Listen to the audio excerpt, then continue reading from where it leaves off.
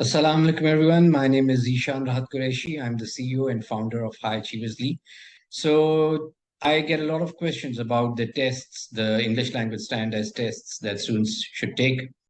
So there's a lot of confusion about that. So today I thought to make a video and clarify a few things about the tests. So let's get going. So the first test that I'm going to talk about is IELTS, which stands for English International English Language Testing System.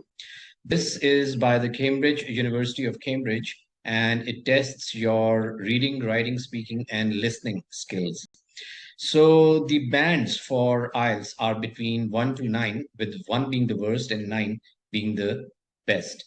So there are two kinds of IELTS. One is IELTS academic. So those candidates who wish to get admission for studies abroad, they should go for the IELTS academic. And those people who want to shift abroad through immigration, they should select the IELTS general training test. So it's IELTS academic versus IELTS general training. So when you're about to take a test, please be sure to make the right decision, to make the right test, because you don't want to lose your money.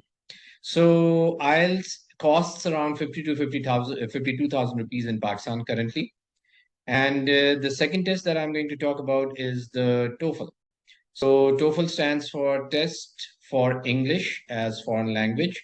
So again, IELTS, just like IELTS, TOEFL is a test that you can take if you are planning to study abroad.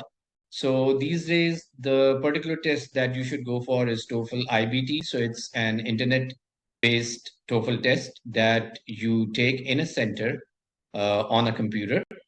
So for TOEFL, the score is between 0 to 120, with 0 being the worst, obviously, and 120 being the best. The cost of TOEFL in Pakistan is around $205.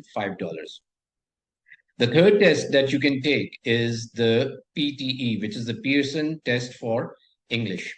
The scoring for PTE is between 10 to 90, and this test costs around 50,000 rupees in Pakistan.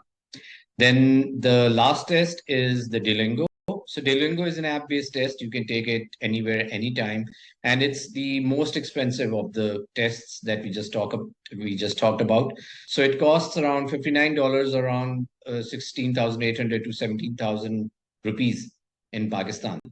So this is another test that you can take if you want to go abroad for higher education.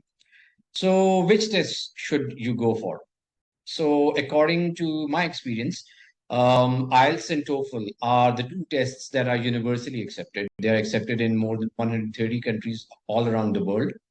So, these other two tests, Duolingo and PT, they are unfortunately not accepted everywhere, especially if we talk about the US and Canadian universities. So, there are some universities that accept them, but not all. So, this means that if you really want to be sure about taking a test that would be accepted everywhere, then you should go for TOEFL and IELTS. Then some students also ask me if they can apply based on proficiency letter. Yes, there are some universities in North America that do accept English proficiency letter from your university, but they are really far and few between. So I would not recommend you to bank on that, but it's really good to take either IELTS or TOEFL so that you are secure when you are about to apply in different universities. So best of luck. Remember that whichever test you are gonna take your time, because these tests are tricky. Do not take them lightly.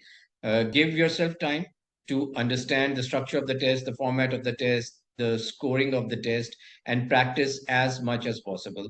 One thing that I've noted with students is that they take these tests lightly, and then when they do not get the desired score on the first attempt, then they have to take the second and third attempts. Obviously, these tests are expensive, so this is not something that you want to do to yourself. So, with that, best of luck, and I wish you the very best in your quest to take a language test and to apply abroad for higher studies. Thank you.